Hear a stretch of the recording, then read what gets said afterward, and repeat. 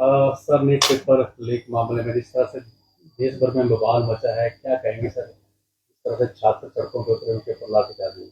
एक बहुत बड़ा मैं समझता हूँ एक प्रश्न चिन्ह लग चुका है। और जिस तरह से केंद्र सरकार की कार्यप्रणाली है जब से मामला उजागर हुआ, और जैसा कहा जा रहा है कि वर्तमान हमारी केंद्र सरकार के कार्यकाल के दौरान सैकड़ों ऐसे उदाहरण आपके समक्ष आ चुके हैं। कहीं ना कहीं इस पूरी प्रणाली पर ही सवालिया निशान हो चुका है। लोग का विश्वास टूट रहा है और उसका ही एक परिणाम है कि जो लाखों की संख्या में, हजारों की संख्या में बच्चे आज मैं समझता हूँ बाहर आ चुके हैं, आंदोलनग्रस्त है। और निश्चित रूप में अभी भी मैं समझता हूँ समय है केंद्र सरकार इन बातों को लेके जागे, और जो एक बहुत बड़ी ज्वाला हमारी स्टूडेंट कम्युनिटी में है इसको एड्रेस करे, ताकि जो हमारे मेरिटोरियस बच्चे हैं जिन्होंने मेहनत की है वो इसमें आगे आए। क्योंकि आज प्रश्न, जैसे मैंने पहले कहा, कि पूरे सिस्टम पर एक बहुत बड़ा क्वेश्चन मार्क लग चुका है, और इसमें केंद्र सरकार की एक नहीं अनेकों विफलता के उदाहरण आपको देखने को मिलेंगे। और मैं समझता हूँ ये जो सारा प्रकरण है बहुत ही दुखद है। तो सर, जिस तरह से केंद्रीय शिक्षा मंत्री भी लेकिन केंद्र सरकार उसमें आगे कोई चीज नहीं दे पा रही, क्या लगता है, क्या दबाव ऐसा है? अब ये दबाव तो अब वही बता सकते हैं, लेकिन आप जानते हैं कितना बड़ा आंदोलन पूरे भारतवर्ष में ये बन रहा है और इसका नुकसान हर क्षेत्र को होता है। और जैसे मैंने पहले कहा, कहीं ना कहीं हमारी जन भावना से जुड़ा हुआ प्रश्न है। और विशेषकर इसके, जैसे मैंने कहा कि सैकड़ों उदाहरण आपके समक्ष आ चुके कि इस तरह के प्रकरण अतीत में हो चुके हैं, तो इससे एक बहुत बड़ा अनरेस्ट की मैं समझता हूँ संभावना भविष्य में हो सकती है, जिसका उदाहरण हमने अभी भी जो इनका आंदोलन था परसों आपने देखने को मिला होगा। पूरा दिल्ली जो हमारी राष्ट्र की राजनीति है, राजधानी है, पूरी स्टैंड स्टिल हो चुकी थी, और ये केंद्र सरकार की फेलियर्स को साबित करती है। सर, नड्डा जी ने भी कल कहा कि केवल ये पेपर लीक नहीं हुआ है, राज्यों में भी पेपर लीक हो रहे हैं। उन्होंने ये बात इसमें तो चाहे मैं समझता हूँ किसी भी राज्य की बात हो, चाहे इसमें केंद्र की बात हो, चाहे किसी दल की बात हो, इसमें तो जीरो टॉलरेंस के साथ हमें आगे निकलना है। और इन बातों को देखते हुए जैसे हमने ये कंप्यूटर बेस्ड टेस्ट अपने चयन आयोग में प्रारंभ किए, ये उसका ही एक उदाहरण था कि जो हमने अतीत में सारी बातें देखी, इसमें तो जीरो टॉलरेंस के साथ हमारे को ना किसी राज्य में भी सरकार पे बात डालनी पड़ेगी, ना किसी दल पर, जीरो टॉलरेंस के साथ, ताकि पुनः हमारे स्टूडेंट्स का इस व्यवस्था पर विश्वास बने।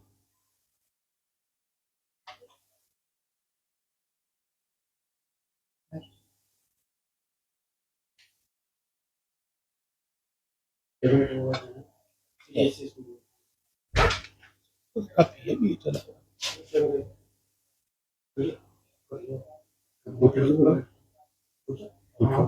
कैबिनेट मीटिंग में सीबीएसई के इन सर्विस जो टीचर्स हैं उनकी नियुक्ति को लेकर क्या फैसला हुआ और अब क्या करने जा रहे हैं? लगभग 152 के आसपास आप जानते हैं कि प्रिंसिपल्स को हमने स्टेशन देने थे, और इसमें लगभग 8 जिलों में तो हमने अपनी नियुक्तियां कर भी दी है। 4 जिले शेष रहे थे, उसकी भी आपकी लिस्ट एक निकल चुकी है, कुछ शेष पोस्टिंग्स रही है। और चाहे उस सब कमेटी की बात थी तो डिप्टी सीएम साहब की अध्यक्षता में थी, हमने भी यही बात पे मैं समझता अपना सुझाव दिया था कि कोई भी छेड़छाड़ इस समय, इस मैं समझता हूँ स्थान पर करना बहुत ही गलत होगा, और इसका नुकसान हमारे छात्रों को होगा। और जो आपकी एक मेरिट लिस्ट बनी है उसको फॉलो किया जाए, और अभी तक जो हमारी प्रिंसिपल्स की जो नियुक्तियां हुई है उसके आधार पे हुई है।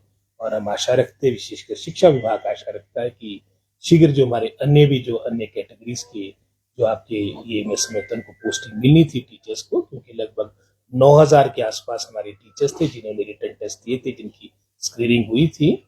उसमें प्रथम चरण में प्रिंसिपल्स की लिस्ट लगभग निकल चुकी है, और इसके बाद अगला फेज प्रारंभ होगा। और जिससे हमारा इसमें तो जो सीबीएसई का एक कॉन्सेप्ट है जो सीएम साहब ने लाया था ये सफल हो, और इसका एक अच्छी मैं समझता हूँ जनता के पास, हमारे बच्चों के पास कि कल बोर्ड ऑफ स्कूल एजुकेशन के साथ सीबीएसई का भी हो, इस सोच के साथ सीएम साहब ने मैं समझता हूँ एक घोषणा पिछले साल 15 अगस्त को की थी। उसके उपरांत एक नीति भी बनी, पॉलिसी भी बनी। और जैसे मैंने पहले भी कहा, शिक्षा मंत्री के नाते भी, अपने विभाग के मुखिया होने के नाते भी मैंने इस बात को ही मैं समझता हूँ अपनी सब कमेटी में आगे भी कैबिनेट में पक्ष रखा है कि इसमें कोई छेड़छाड़ ना हो, और इसके आधार पर, मेरिट के आधार पर ही नियुक्तियां हो। नियुक्तियों को लेकर कोई लक्ष्य रखा है, क्योंकि शैक्षणिक सत्र भी आधा हो चुका है। तो अभी प्रिंसिपल्स का तो हो ही गया हमारे, हम तो जैसे मैंने पहले भी कहा, हम तो चाहते कि शीघ्र हो, और आशा रखते हैं कि जो शेष रही नियुक्तियां वो भी होगी। हालांकि जो आपकी चयन आयोग की 2 कैटेगरीज की नियुक्तियां हैं वो हो चुकी है, जिसमें सीबीएसई टीचर्स जो हमने मैथ्स के लिए रखे हैं, इंग्लिश के लिए रखे हैं, वो नियुक्तियां हो चुकी है। और इसके उपरांत ऐसा कहा गया कि 10 अगस्त तक जो और भी हमने पीजीटीज की अन्य श्रेणियों की जो हमने चयन आयोग से नियुक्तियां करनी थी वो भी हमारे को उपलब्ध होगा, ताकि रिक्त पड़े स्थल हमारे सीबीएसई स्कूल में आपके उपलब्ध हो, सारे टीचर्स उपलब्ध हो और हमारे ये स्कूल्स फंक्शनल हो।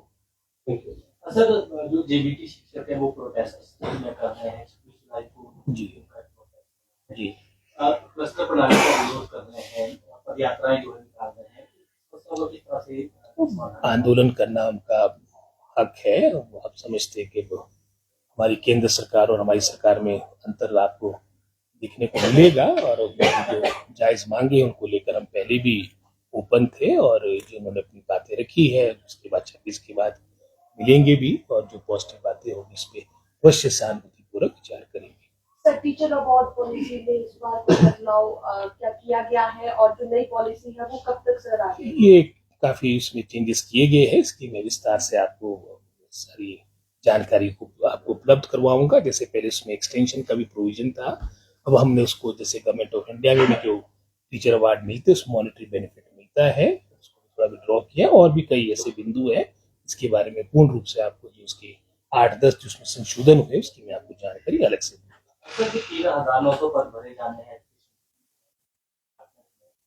जो कैबिनेट से अप्रूवल मिली है, कब तक सर प्रोसेस शुरू हो जाएगा? प्रोसेस तो आप जानते हैं कि अब थोड़ा समय तो लगता है, लेकिन जो अभी तक हमने टीचर्स के पद भरे तो काफी संख्या में है, आज तक का रिकॉर्ड होगा, जहां हमने आते ही लगभग 4,000 के आसपास बैच वाइज रिक्रूटमेंट की, क्योंकि आपका चयन आयोग हमीरपुर फंक्शन नहीं था। उसके बाद चाहे पीजीटीज की बात हो, जहाँ पिछली सरकार के कार्यकाल के दौरान के 5 वर्ष में मात्र 500 डायरेक्ट मिशन के द्वारा आपने लेक्चरर भरे थे, पीजीटीज भरे थे। हमने ये संख्या इस वर्तमान समय तक हम लगभग कोई 600 के आसपास हमने कमीशन के द्वारा आपकी रेगुलर भर्ती की है, जहाँ पीजीटीज की बात आती है। और इसके अलावा भी आपके प्रिंसिपल से लेके कॉलेज कैडर से लेके नीचे जेबीटी टीचर तक, आपकी जेओ लाइब्रेरियन तक लगभग कोई 8-9 हजार के आसपास लोग को नियुक्तियां मिल चुकी है, और लगभग कोई 3-4 हजार के आसपास हमारी जो हमारे को कैबिनेट के द्वारा अप्रूवल मिली है। मैं परसों वाला जो हमारे को अप्रूवल मिली उसको मैं जोड़ नहीं रहा, क्योंकि उसमें ही लगभग कोई 3-3.5 हजार के आसपास हमारी संख्या में मल्टीपर्पज वर्कर्स की है। तो उसके अलावा लगभग जो ऑलरेडी अंडर प्रोसेस है कोई 3-4 हजार है। तो मैं समझता हूँ जब तक वर्तमान सरकार का कार्यकाल समाप्त होगा तो लगभग कोई 13-14 हजार के आसपास हमारी नियुक्तियां शिक्षा विभाग में हो चुकी होगी। धन्यवाद।